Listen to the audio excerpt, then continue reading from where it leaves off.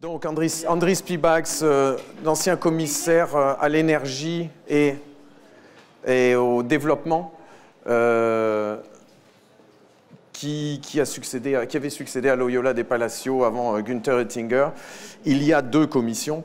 Andris Pibax est aussi président de la Chambre d'appel des régulateurs européens et il est Senior Fellow, je ne sais pas comment on dit en français, à l'école de régulation de Florence, à Florence School of Regulation.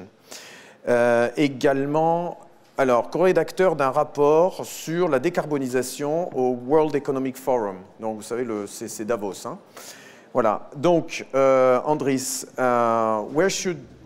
Donc, une question pour vous, Andris. Où est-ce qu'on devrait concentrer nos efforts afin de soutenir cette transition énergétique?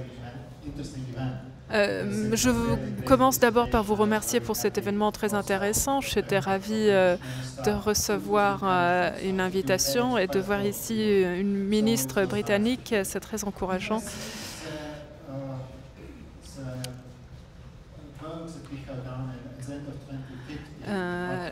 Si on considère ce qui se passe avec la technologie d'ici 2050, il est clair que les énergies renouvelables avancent, alors que les autres énergies n'ont pas pu être à la hauteur de nos ambitions. Il y a plusieurs tendances que je voudrais vous décrire. D'abord, la révolution des photovoltaïques. Nous avons vu quelque chose d'inédit, c'est-à-dire le fait que chacun d'entre nous peut être un producteur d'énergie. Les autoconsommateurs, les producteurs-consommateurs. Je produis de l'énergie et je consomme de l'énergie et je produis parfois plus que je consomme. Donc,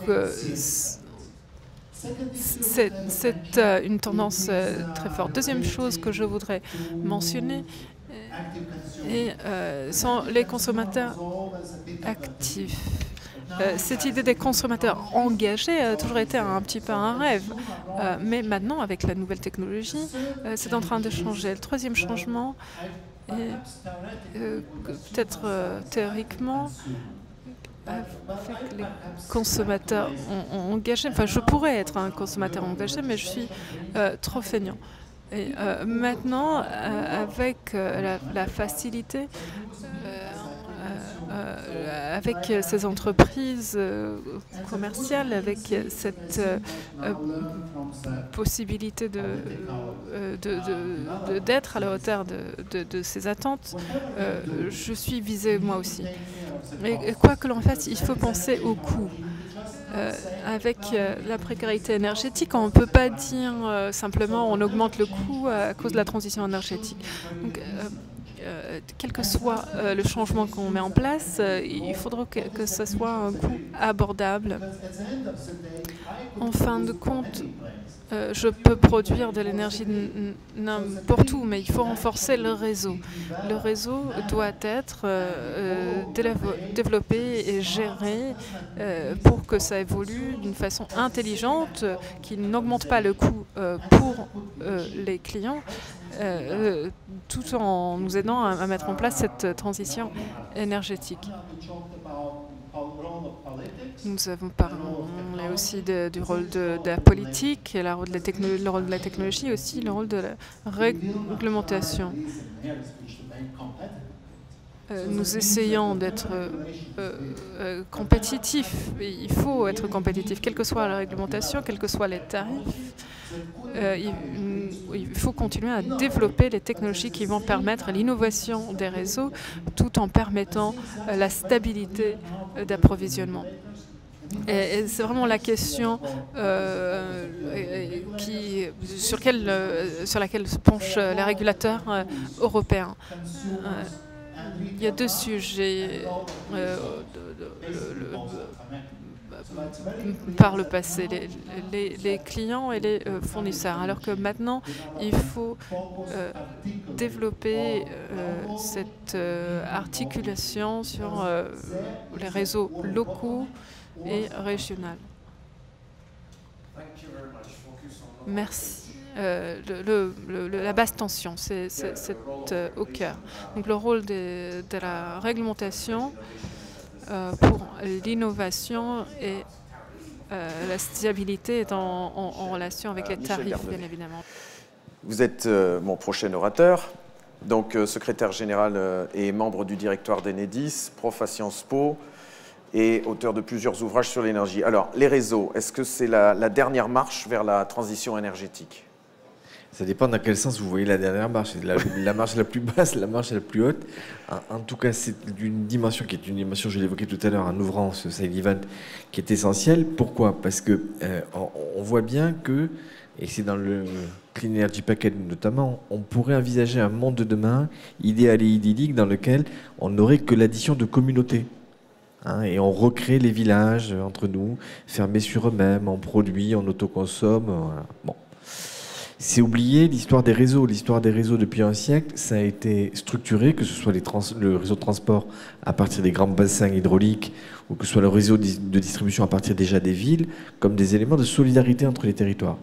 Et donc au moment où on voit qu'il y a ce bottom-up que Dario évoquait tout à l'heure, cette demande, cette apparition de collectivités diverses les unes et les autres, mais qui veulent s'emparer de la question énergétique, penser les réseaux comme des éléments de lien entre les territoires, entre les villes et l'espace rural, c'est quelque chose qui est extrêmement central au plan, je reviens sur ce que disait Andris, au plan bien entendu de quelle économie on met derrière, quel financement, quelle régulation, quelles règles du jeu, mais aussi, j'irai volontiers au-delà, au niveau politique. Quel est le rêve qu'on a derrière en termes de monde de l'énergie de demain. Et donc, je suis assez frappé d'ailleurs quand on lève un peu le microscope. Ce sommet, c'est un sommet mondial, de voir qu'autour des réseaux, il y a un peu deux utopies qui se croisent. Il y a l'utopie américaine qui serait la disparition des réseaux. En gros, l'électricité arrive par Internet et puis c'est plus besoin de ce vieux monde des infrastructures qui renvoie à des économies du passé. Et puis l'exemple chinois qui lui rêve alors par contre d'un système qui serait extrêmement câblé, maîtrisé, mondialisé, avec une sorte de... D'ailleurs, c'est ce que State Grid Corporation of China a théorisé, de système où on mettrait des grandes énergies renouvelables sur à certains pôles, et puis après des grands réseaux qui achemineraient un peu partout dans le monde. Donc d'un côté, il n'y aurait pas de réseau, et de l'autre, il y aurait un monde qui serait avec des réseaux maîtrisés par un grand continent puissant qui s'appelle la Chine. Ça repose la question de la Commission européenne, du Parlement européen, du Conseil, de l'Europe. C'est-à-dire, nous, Européens, on a des infrastructures qui étaient parmi les premières dans le monde, créées, connectées, interconnectées, et on voit bien que c'est un sujet de relance potentielle pour l'Europe et de possibilité de créer des politiques industrielles fortes.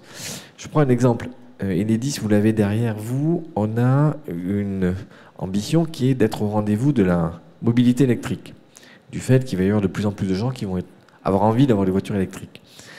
Ça suppose peut-être un travail en commun autour des questions du stockage, autour des questions de la batterie, et c'est un travail qui ne peut être fait de manière pertinente qu'au niveau européen. On va s'amuser à multiplier 27 R&D par pays ou 27 R&D par entreprise énergétique. On voit bien qu'il y a une masse critique. Donc l'Europe, elle est nécessaire face aux États-Unis, face à la Chine, comme élément moteur. Je veux dire, demain, dans le One Planet Summit, il y aura sans doute une thématique autour du marché du carbone. Et il y aura sans doute des propositions que le président français mettra sur la table autour du marché du carbone. Rappelons-nous qu'en 2003, le marché du carbone naît au plan mondial avec des directives ETS, avec à la fois une volonté politique, celle de la Commission européenne, plus derrière une dynamique qui est la dynamique du marché. Et donc ne soyons pas timides pour affirmer que l'Europe est le continent qui, en matière de transition énergétique et d'approche climatique, très longtemps avant que le sujet arrive chez d'autres continents dans le monde, a été sur le devant de la scène. Et moi j'aurais tendance de manière un peu égoïste, mais on est chez Enedis, à dire que les réseaux ont une longueur d'avance en la matière. Historiquement, depuis au XXe siècle, les réseaux en Europe ont été extrêmement structurants, bien avant qu'on invente, en 2008, aux États-Unis, le concept de smart grid, qui arrive dans le débat américain à un moment donné comme une sorte de volonté de gagner des parts de marché et d'être présent sur le sujet. Il ne faut pas qu'on recule. Donc ça veut dire qu'il faut se réapproprier cette logique de réseau. C'est pourquoi d'ailleurs depuis 2-3 ans, il y a des actions extrêmement structurées qui sont faites par Enedis, c'est les distributeurs au niveau européen. Nous avons créé très récemment, il y a 2-3 ans, une association européenne des distributeurs qui est très efficace aujourd'hui à Bruxelles, qui rassemble au-delà de la disparité les distributeurs. Nous commençons à être reconnus. La Commission européenne a mis dans le paquet Clean Energy Package la reconnaissance d'un entity body, d'une communauté des distributeurs. Et donc ça veut dire que petit à petit, cette réalité politique, économique de ce secteur, elle apparaît, Bernard l'a évoqué tout à l'heure, en même temps que techniquement, technologiquement, on voit que la chaîne de valeur, elle se rapproche de cette partie-là, qui était la partie un peu oubliée. Je ne prendrai pas les mots que Dario évoquait, même si il a été très clair dans ce qu'il nous a exprimé, mais c'est vrai que c'était une partie qui n'était pas la partie où la noblesse peut-être de l'activité électrique se manifestait. Aujourd'hui, c'est une partie qui est une partie reconnue par tous comme stratégique. Merci. Merci Michel. Et donc justement, ça m'amène à David Turk. On va parler de numérisation. Alors moi j'aime bien parler français, on dit numérisation, hein, digital, non mais digital c'est anglais, hein. Enfin bon il va peut-être nous le dire. Donc David Turk est directeur développement durable, perspective technologique de l'énergie à l'Agence internationale de l'énergie. Donc David Turk, alors c'est quelqu'un de très important ici dans le monde de l'énergie parce que c'est son unité qui supervise les World Energy Outlook. Ça c'est l'oracle tous les ans, World Energy Outlook. Et ils font aussi des rapports technologiques. Et là récemment, il y a eu je crois que c'est cette année, David, there was a report on digitalization. Yeah, there was a report on digitalization. So please do tell us more about the digitalization potential in the energy sector. Merci de la question et merci d'accueillir ces conversations très intéressantes. Et après un an, notre directeur nous a réunis pour avoir une meilleure compréhension de l'interaction entre toutes les technologies de l'information que l'on utilise tous les jours et que l'on utilise de plus en plus dans le monde du business et dans le monde de l'énergie. Qu'est-ce que ça veut dire? Ça veut dire qu'il y a beaucoup de travail qui est fait en termes de micro-réseaux, de réseaux intelligents, etc. On ne comprend jamais vraiment tout ce que cette technologie signifie et son impact. Donc on a eu un groupe de travail de 30 personnes, dont j'étais moi-même impliquée, et une équipe où on nous a demandé de faire une analyse de tous les secteurs des fournisseurs et quel impact il avait réellement. Et ce que nous avons trouvé, c'est que l'impact le plus transformatif, le plus important, c'est le secteur de l'énergie. C'est sur notre site web, si vous voulez aller voir, c'est à la page 4. Les autres secteurs seront également impactés, c'est évident, par la numérisation, mais le vrai impact, c'est dans le secteur de l'électricité. Donc il y a 4 phénomènes qui sont liés et je vais vous donner des chiffres qui vont vraiment complémenter tous les chiffres que vous avez reçus aujourd'hui dans cette table ronde. D'abord, la réponse, la demande des consommateurs. Qu'est-ce que c'est? Il faut vraiment réunir l'offre et la demande pour que chaque ménage, chaque société participe de manière de plus en plus dynamique et de manière multiple au système d'électricité en général. Donc certains de nos outils sont en fait 24 heures sur 24. Vous pouvez avoir 1 milliard de consommateurs dans le monde qui seront impliqués dans ce groupe de consommateurs intelligents. Ça, on parle donc de nombreux outils qui sont connectés, des réfrigérateurs, d'appareils électroniques, etc. Donc, il y aura 185 gigawatts qui répondront de manière plus intelligente aux besoins de ces consommateurs intelligents. Alors, pour une réduction donc de 270 milliards de dollars, donc un gros potentiel de faire des économies. Ça, c'est simplement un des 4 phénomènes. Le deuxième phénomène, c'est les véhicules automatiques et qui va être rechargé, le chargement effectivement de ces véhicules électriques. Si vous regardez les chiffres qui augmentent de ces véhicules, il y en a environ 2 millions partout dans 2 milliards partout dans le monde. Ça reste encore petit, mais ça augmente. Donc on a fait des évaluations d'innovation.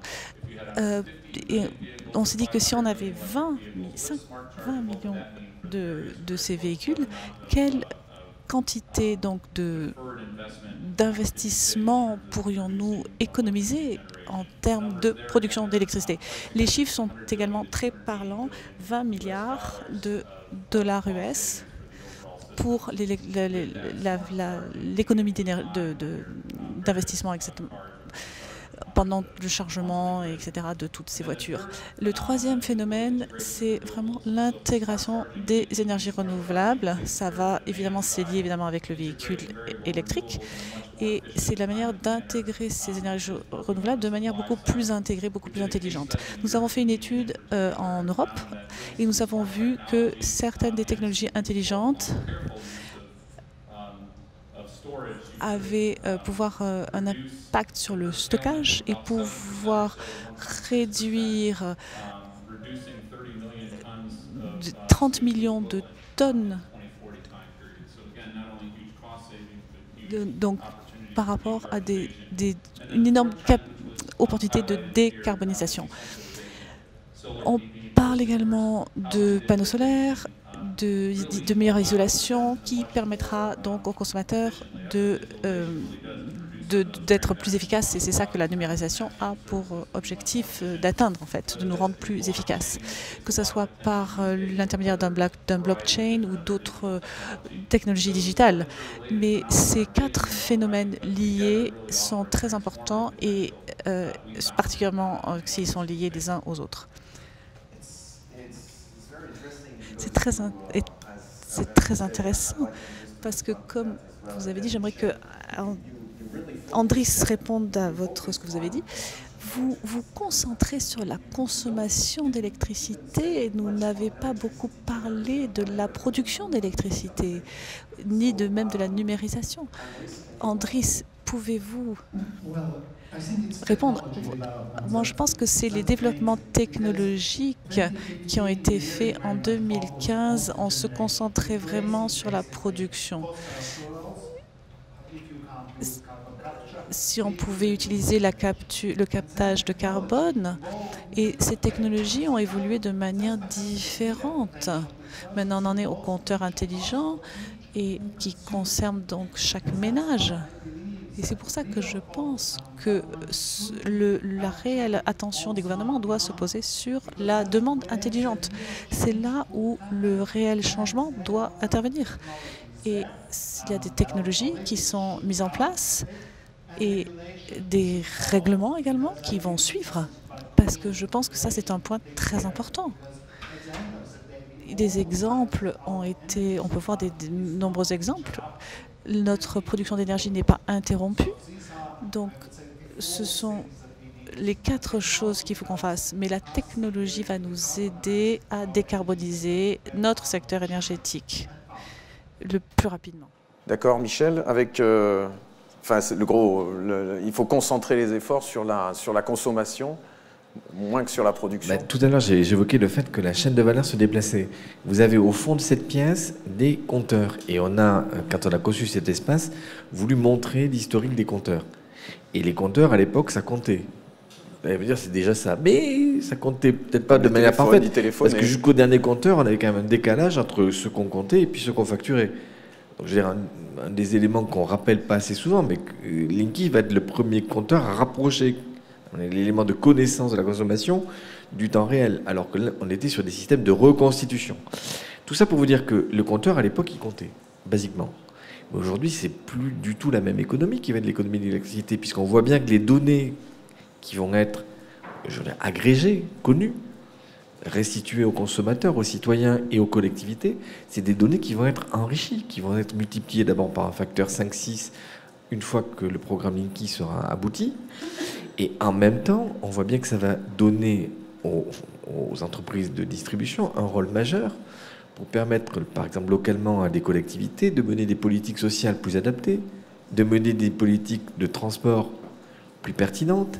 Donc on voit bien qu'on ne va pas être uniquement dans la fourniture d'une information technique, voire économique enrichie vers le consommateur, mais on va être dans quelque chose qui va nous placer, nous, entreprises de réseau, au cœur de toute une série d'enjeux de développement de nouvelles politiques ou de politiques plus adaptées pour l'ensemble des collectivités, et en même temps, du point de vue du consommateur, toute une partie du chemin, ça a été dit par mes deux amis, qui va être faire que ces informations soient appropriées de manière simple, amènent des changements de comportement.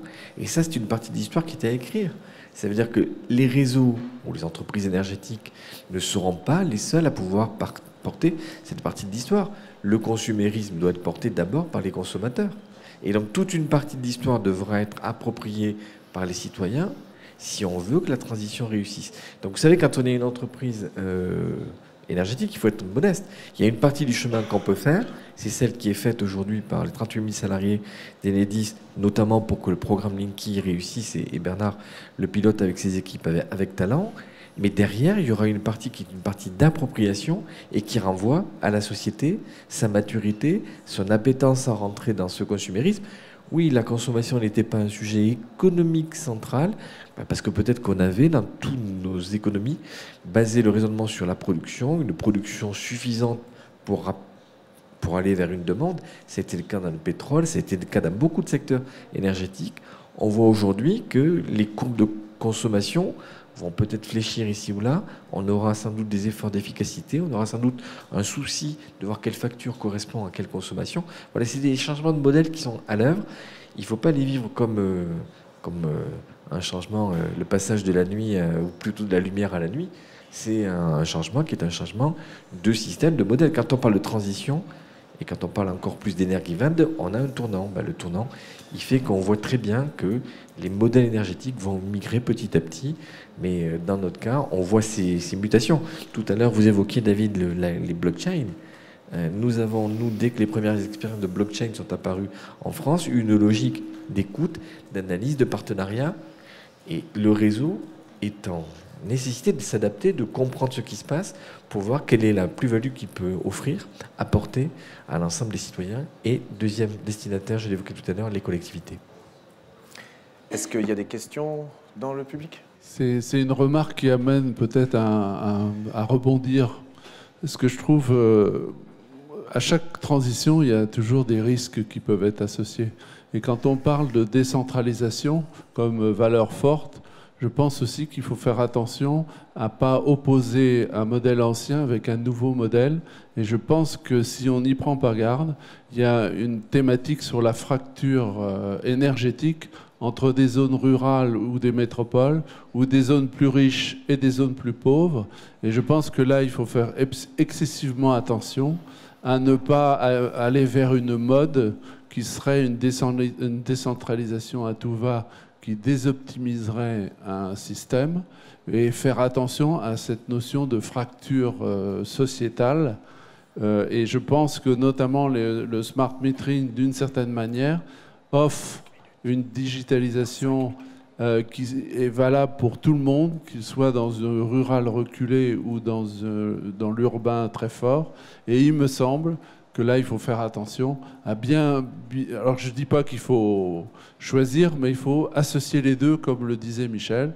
Il faut réfléchir à justement accompagner ces deux points-là. Alors, peut-être que ma vision est trop idéaliste, mais il me semble que là, il y a un danger à aller trop loin. Et je pense qu'on irait vers une fracture qui irait vers des bénéfices pour les riches, moins pour les autres. Merci. Merci pour cette précision. Michel. Pour aller dans le sens de Bernard, moi je me rappelle, et Andris était, je pense, commissaire à ce moment-là, quand le 4 novembre 2006, à 22h13, il y a le grand accident électrique qui arrive en Allemagne. Accident sur les réseaux de transport, et en gros, problème de coordination et de dialogue entre les deux gestionnaires de réseaux de transport du nord de l'Allemagne. Quelle est l'interprétation qui passe le lendemain dans les opinions publiques nationales? Il y a deux interprétations, deux grilles de lecture. Première grille, oh là là, ces Allemands, ils ont failli créer un incident partout en Europe, c'est catastrophique. Si on vivait entre nous et si on n'avait pas d'interconnexion, mesdames, messieurs, ce serait formidable. On serait tranquille et au moins on ne risquerait pas d'importer cette sorte de virus. Il y a une deuxième explication, qui était plutôt celle qu'à l'époque, moi, je portais avec d'autres, qui était de dire heureusement qu'il y avait l'Europe. Heureusement qu'il y avait des interconnexions.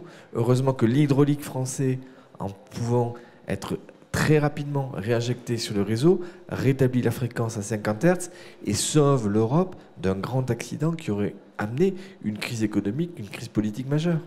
Donc les réseaux, c'est bien la solution pour gérer à un moment donné des déséquilibres, des phénomènes qu'on ne peut pas gérer soit et soit seul dans son territoire. Et on voit bien que cette logique-là des échanges, de la solidarité, qui est fondatrice de toutes les infrastructures, elle est aujourd'hui au rendez-vous de la complexité. Parce que le monde de demain va être un petit peu plus compliqué, va générer un petit peu plus d'imprévisibilité. Si on le partage à plusieurs, ben, on fera jouer à plein les phénomènes de solidarité qu'évoquait Bernard. Si on essaye de résoudre soi-même des équations de plus en plus complexes, on risque de se retrouver dans une position de cul-de-sac. David, you focus obviously on Vous vous focalisez sur la consommation évidemment, mais ici on parle de la production d'énergie. La production d'énergie depuis les énergies renouvelables. Quel est l'impact de tout cela? Est-ce que c'est nécessaire? Est-ce que les technologies sont là? Est-ce qu'on peut passer vers des réseaux plus complexes? Eh bien, je vais essayer de faire une tentative de réponse et puis les autres prendront le relais. La digitalisation, la numérisation est un outil extrêmement puissant pour l'intégration des énergies renouvelables. Je vous ai donné quelques chiffres sur la possibilité de lissage des hauts et des bas des consommations. La demande smart, intelligente à différents moments de la journée et réduire le coût de l'intégration des énergies renouvelables. Mais il y a d'autres solutions, la diversification des énergies renouvelables, nous assurer que les interconnexions des différentes parties du pays ou de différents pays peut aussi contribuer à cette capacité. Une question sur cet écart d'énergie et permettre ces énergies en fait bénéficier à tout le monde, non seulement les riches. C'est quelque chose qui est passionnant dans ces tendances numériques partout dans le monde et la capacité d'atteindre les zones rurales, les zones très pauvres en Afrique subsaharienne. 90% de la croissance dans les abonnements à la large bande mobile se fait dans ces zones-là. Dans certaines zones, l'accès à l'énergie nous montre que c'est croissant, notamment dans des zones traditionnellement pauvres. Les paiements par mobile, d'autres technologies numériques apportent des modèles qui peuvent fonctionner pour des zones qui n'ont pas eu accès à l'énergie avant. Et il faut aussi mettre en place les cadres et d'autres incitations, mais il y a une grande potentiel pour les énergies renouvelables sur réseau et hors réseau également.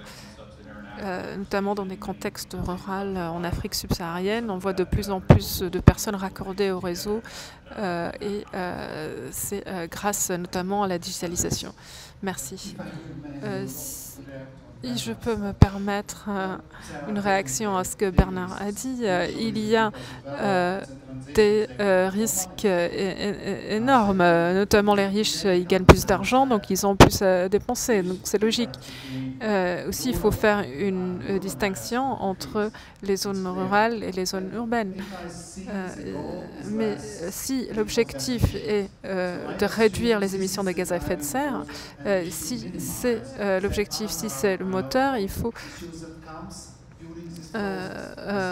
résoudre les problématiques qui surgissent au fur et à mesure. Et je dirais c'est normal au début de cette transition de vouloir simplifier notre attitude vers cette transition énergétique. Donc je dirais que maintenant en termes de précarité énergétique, on demande si ce paquet d'énergie propre va avoir un impact. Quelles sont les mesures qu'on devrait prendre pour résoudre cette précarité énergétique et essayer de pour réduire les émissions, il faut faire en sorte, si ces gens ils dépensent de l'argent sur le chauffage et sur les transports, il faut essayer de trouver un équilibre. Pourquoi est-ce qu'on parle d'un réseau? Je pourrais mettre des panneaux solaires partout et dire simplement connectez-moi au réseau parce que je produis de l'énergie et qui va le payer?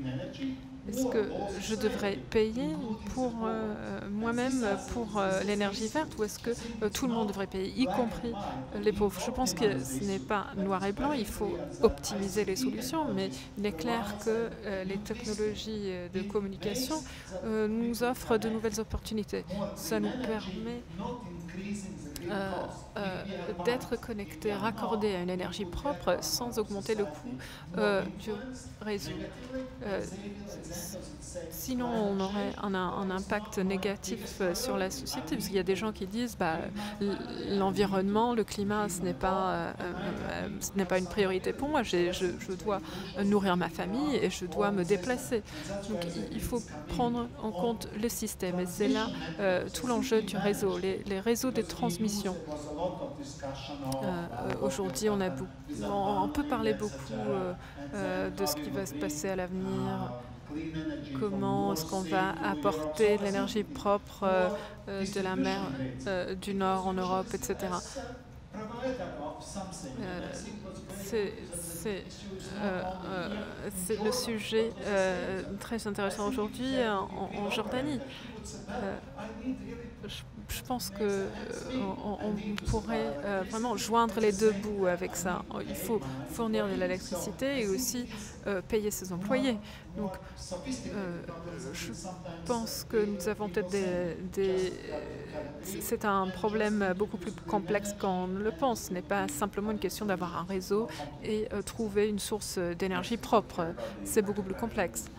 Oui, nous avons parlé aussi du rôle de l'État qui accompagne ces transitions. Michel David, vous avez parlé à un moment donné des téléphones portables. Les téléphones portables, l'explosion de la téléphonie mobile en Afrique s'est fait presque sans aucune réglementation. Alors quel est le rôle de l'État dans tout cela? Est-ce qu'ils sont là pour soutenir ce genre d'innovation et de technologie, ou est-ce qu'on doit passer d'un État qui intervient partout à un Le rôle de l'État est très important. Le rôle des régulateurs, des gens qui font les lois, pour régler notre la digitalisation et les politiques de digitalisation et les recommandations qui sont faites. Nous devons au moins fournir à ces régulateurs des solutions pour qu'ils prennent en compte les changements très rapides dans le monde de la technologie.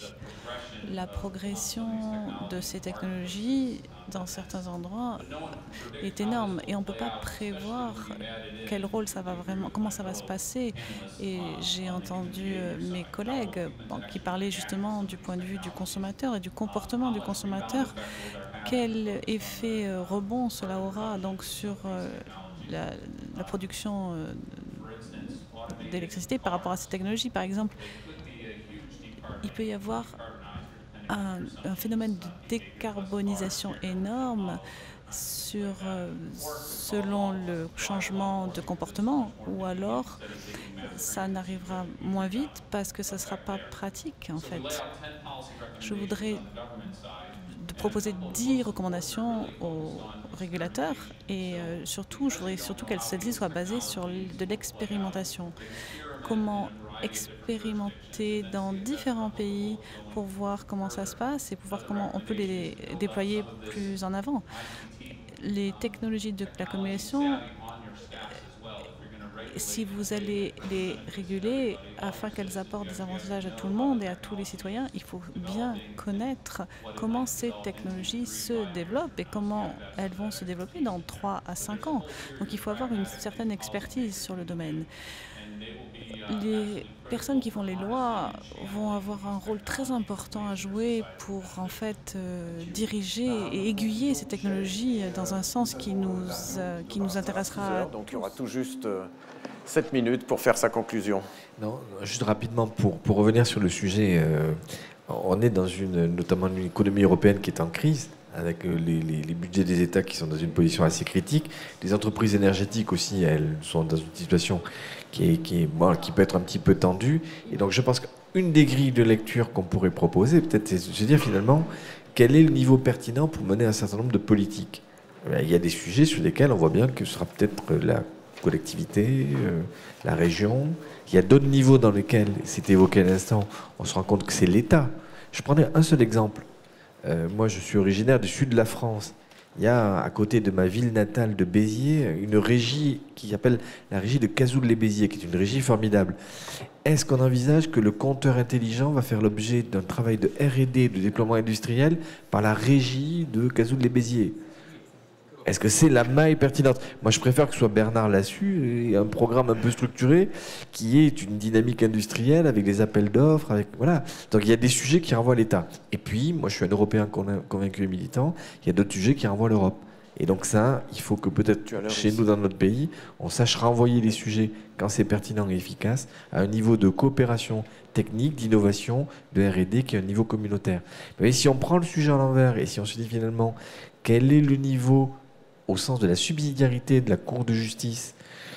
La subsidiarité, c'est qu'est-ce que je peux faire mieux au niveau au-dessus. Et on voit bien que si on aborde le sujet comme ça, on va retrouver toute une série de domaines sur lesquels, bien entendu, les États auront leur place et l'Europe aussi. Merci Dario. Michel. La synthèse, Dario, voilà. Merci, je m'excuse, voilà. Je dois impérativement prendre un train, mais je suis tout à fait ravi de faire cette synthèse avec toutes les choses qu'on a dit aujourd'hui, c'est beaucoup. Bon, tout d'abord, maintes orateurs ont souligné l'importance de cet événement d'aujourd'hui comme préalable à l'événement de demain, qui est encore plus important. Et quelqu'un a souligné aussi que cet événement s'est produit à distance de quelques jours du sommet Union européenne-Africa.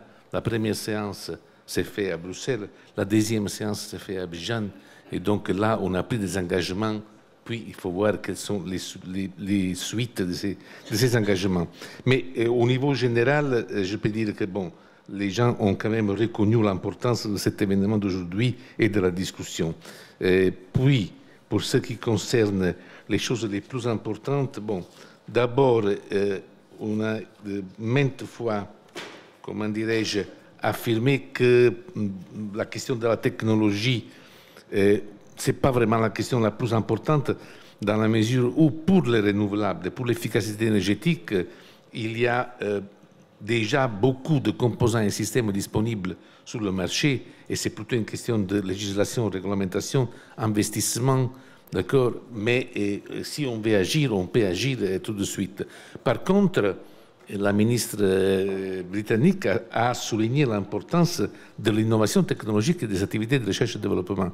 Donc, elle a souligné, oui, évidemment, il y a déjà ce qu'il faut, mais on peut faire beaucoup plus, notamment pour Carbon Capture and Storage et d'autres filières, Clean Coal Technologies and Innovation Technology, évidemment, sur lesquelles il y a encore une marge d'amélioration importante qui pourrait disons, comment dirais-je, améliorer les choses en termes d'application concrète.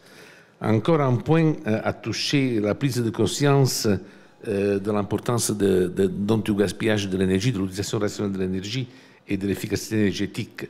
Et maintes orateurs ont souligné que c'est à partir de l'école qu'il faut commencer pour que les citoyens de demain soient déjà bien préparés et bien au courant de ce qu'il faut faire et pour changer les attitudes. Bon, je crois qu'en Europe, ceci est déjà largement, comment dirais-je, fait, parce que bon, il y a eu beaucoup de prises de conscience à tout point de vue, soit sur les ressources du style de l'eau et des ressources naturelles primaires, mais sur l'énergie en plus. Mais évidemment, si on parle de la région euro-méditerranéenne, du MENA region et de l'Afrique, peut-être il y a encore beaucoup de choses à faire sur ce point-là. Pour ce qui concerne les renouvelables et le rapport des renouvelables avec les réseaux, bon, maints orateurs ont souligné que, comment dirais-je, l'implémentation des renouvelables dans les applications des États-nations et de la région va impliquer comme une révisitation des réseaux, surtout des réseaux de basse tension, en termes de réseaux intelligents qui soient capables de gérer et de faire un dispatching de quelque chose qui a au minimum 3 volatilités, comme on dit. Et il y a la volatilité de l'incertitude de la source, parce que les sources renouvelables sont comme ça, et donc il faut prendre acte. Il y a la volatilité dans un nord-sud regional market des pics qui ne correspondent pas maintenant. Et donc on peut avoir des pics en été, je ne sais pas, d'un côté, et par contre des vides de l'autre côté, et vice-versa. Et en plus, il faut quand même gérer la volatilité des interruptions des groupes thermiques traditionnels. Donc il y a affaire avec des réseaux qui doivent, peut-être en basse tension, très répandus sur le territoire, ils doivent faire avec des problèmes de nature un petit peu différente pour lesquels la technologie et l'innovation technologique pourra jouer un rôle important. Et bon, la question des compteurs intelligents a été soulignée maintes fois comme outil indispensable pour pouvoir mettre en place cette affaire du prosumer, ce qu'a dit l'ancien commissaire de P-Bugs, qui est une figure nouvelle d'un consommateur qui devient aussi producteur et qui peut en même temps décider de se mettre dans un marché de l'électricité pour vendre au bon moment, pour acheter au bon moment, etc. Bon, toutes ces choses-là, en plus que les statistiques qui sont des informations nécessaires pour pouvoir planifier toute activité, soit du réseau d'exploitation que des producteurs, ces compteurs intelligents de deuxième ou de troisième génération jouent un rôle important. Cependant, je me permets d'ajouter, n'oublions pas que dans la MENA region et dans plusieurs pays, il y a des coupures de courant tous les 3 heures, que les tarifs sont subsidiés par l'État, que les gens ne payent pas du tout. Donc, il vaut mieux avoir bien les pieds sur terre. Donc, il vaut mieux faire tout ce qu'il faut faire. Mais n'oubliez pas qu'il y a des pays que je visite régulièrement qui sont dans des situations catastrophiques. Donc, maintenant, il ne faut pas se faire perdre tout ça, mais il faut quand même avoir les pieds sur terre et commencer par pallier des carences primaires. Donc, avoir quand même une sécurité de supply, une fourniture qui soit continuelle, et puis faire payer quand même un petit peu de l'électricité et les combustibles, parce que la mobilité, vous savez, à Alger, la capitale de l'Algérie, il y a des embouteillages monstres, impossibles à gérer, mais l'essence coûte 30 centimes le litre. Donc, dans ces conditions-là, c'est difficile de pouvoir dire il faut sauver les trucs. Je termine par les systèmes de financement qui ont été soulignés partout, donc des systèmes différents, les certificats blancs, les certificats verts, la défiscalisation, etc. Il y a eu des suggestions pour la standardisation des composantes et des appliances, qui est très importante pour que le marché des composantes et des systèmes puisse se faire de façon élargie dans un espace plus large que non la seule Europe. Je crois d'avoir tout dit, mais vous avez dit beaucoup de choses, donc je m'excuse si quelque chose m'a échappé et je vous remercie pour votre attention. Voilà, merci.